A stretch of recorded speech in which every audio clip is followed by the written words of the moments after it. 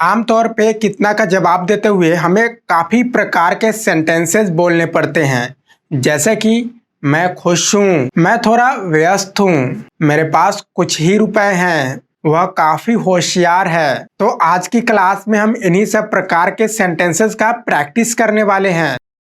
Video की शुरुआत करते हैं हैव या हैज के प्रयोग से। हैव या हैज का मतलब होता है पास होना या रखना। इसका प्रयोग आप तब करते हो जब आपको बताना होता है कि आपके पास क्या है या फिर आपका कैसा रिलेशन है। हैज का प्रयोग आपको किसी एक व्यक्ति या एक वस्तु के लिए करना है और हैव का प्रयोग आपको एक से अधिक व्यक्ति या वस्तु के लिए करना है। मेरे पास एक कार है, आई हैव अ कार। इस सेंटेंस में आई एक ही व्यक्ति है, इसके साथ हमने हैव का प्रयोग किया है जो कि बिल्कुल सही भी है, क्योंकि आई और यू एक एक्सेप्शन है। तुम्हारे पास एक घर है, यू हैव अ हाउस। उसके दो बेटे हैं, ही हैज टू सन्स। उसके पास एक घड़ी है, मान लीजिए कि कोई लड़की है, शी हैज अ वॉच। उनके पास ईमानदारी है, दे हैव ऑनेस्टी। अब हम वीडियो में आगे बढ़ते हैं। कितना कितना का जवाब देने के लिए सबसे पहले हम नंबर से शुरुआत करते हैं, क्योंकि आमतौर पे हम नंबर को ही बता करके कितना का जवाब देते हैं। आपने शोले मूवी का एक डायलॉग तो सुना ही होगा, कितने आदमी थे? वो लोग 3 थे, दे वर 3। हम 4 है, वी आर 4। मेरे पास 4 गाड़ियां हैं, आई हैव 4 कार्स। जब कोई चीज किसी के पास बिल्कुल भी नहीं हो तो इसे बताने के लिए नो का प्रयोग करते हैं। मेरे पास पैसे नहीं हैं, आई हैव नो मनी।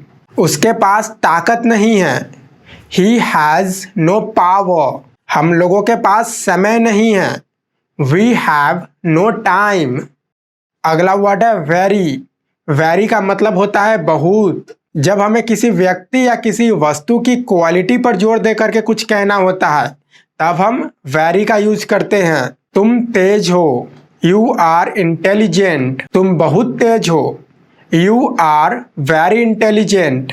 मैं बहुत भूखा हूँ, आई एम वेरी हंग्री। वह बहुत उदास है, ही इज वेरी सैड।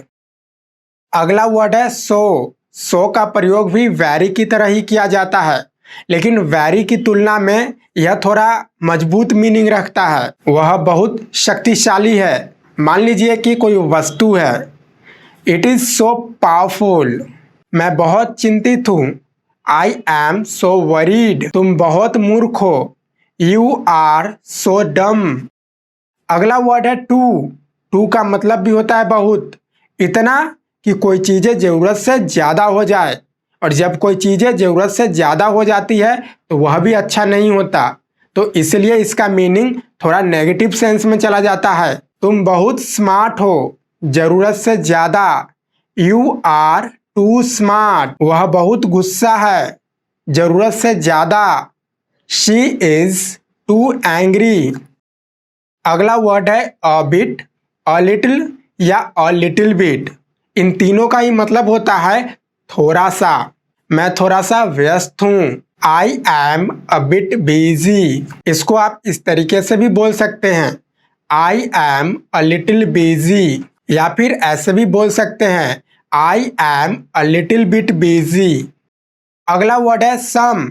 सम का मतलब होता है कुछ, यानी जब आप कोई चीज़ें बिना गिने हुए, बिना मापे हुए आप बताते हो कि मेरे पास कुछ है, तब आप सम का प्रयोग करते हो। मेरे पास कुछ रुपए हैं, आई हैव सम मनी। आपके पास कुछ समय है, यू हैव सम टाइम। उनके पास कुछ आइडिया है, दे हैव सम आइडियाज। अगला वर्ड है लॉट्स ऑफ या अ लॉट ऑफ। दोनों का ही मतलब होता है बहुत सारे। उसके पास बहुत सारे पैसे हैं, he has a lot of money. या फिर आप इसको ऐसे भी बोल सकते हैं, he has lots of money. दोनों ही सेंटेंस बिल्कुल सही है। इनफ। इनफ का मतलब होता है काफी, यानी उतनी ही चीजें जितनी आपकी जरूरत हो। मेरे पास काफी पैसे हैं, आई हैव इनफ मनी, यानी मेरे पास उतने पैसे हैं जितने की ज़रूरत है। तुम काफ़ी होशियार हो। You are smart enough. अगला वर्ड है मच और मैनी। दोनों का ही मतलब होता है ज़्यादा, लेकिन दोनों के ही प्रयोग में अंतर होता है। मच का प्रयोग आप उस चीज के लिए करते हैं जिसको आप नहीं गिन सकते। उसके पास ज्यादा पैसे है। He has much money. इस नदी में ज्यादा पानी है। This river has much water. Many का प्रयोग आप उस चीज के लिए करते हैं जिसको आप गिन सकते हैं। उसके पास अनेक कार है। He has many cars. उनके पास अनेकों किताबें हैं। They have many books. अगला वर्ड है फ्यू और अ फ्यू। अ फ्यू का मतलब होता है कुछ। यहाँ पर यह कुछ से यह मतलब है कि बहुत कम। फ्यू का मतलब होता है कुछ ही, यानी बहुत कम में भी बहुत कम। दोनों का ही प्रयोग आप सिर्फ उन चीजों के लिए करते हैं जिसको आप गिन सकते हैं। मेरे पॉकेट में कुछ रुपए हैं। आई have a few rupees in my pocket. मेरे पॉकेट में कुछ ही रुपए हैं। I have few rupees in my pocket. इसी तरह से अगला है लिटिल और अ लिटिल, पर इन दोनों का प्रयोग आप उन चीजों के लिए करते हो जिसको आप नहीं गिन सकते। मेरे पास कुछ पैसे हैं। कुछ यानी कि बहुत कम। I have a little money. मेरे पास कुछ ही पैसे हैं।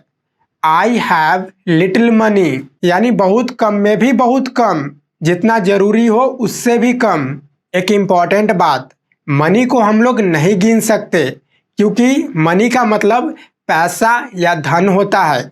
धन को हम लोग नहीं गिन सकते। हाँ, पर मनी के यूनिट को गिन सकते हैं, जैसे कि रुपी को गिन सकते हैं। डॉलर को गिन सकते हैं। अगला वर्ड है अ कपल ऑफ। वैसे तो इसका मतलब दो होता है, लेकिन सेंटेंस में इसका प्रयोग अ फ्यू की तरह किया जाता है। इसका प्रयोग भी आप सिर्फ उस चीज़ों के लिए करेंगे जिसको आप गिन सकते हैं। आज के वीडियो में यही समाप्त कर रहा हूँ। उम्मीद है इस वीडियो से आपको जरूर कुछ नया सीखने को मिला है। अगर आपको मेरा प्रयास पसंद आया है तो प्लीज़ वीडियो को लाइक कीजिए और इसी तरह से इंग्लिश सीखने के लिए चैनल को सब्सक्राइब कीजिए। हमारी मुलाकात होगी एक और नए वीडियो में। तब तक के लिए ऑल द बेस्ट।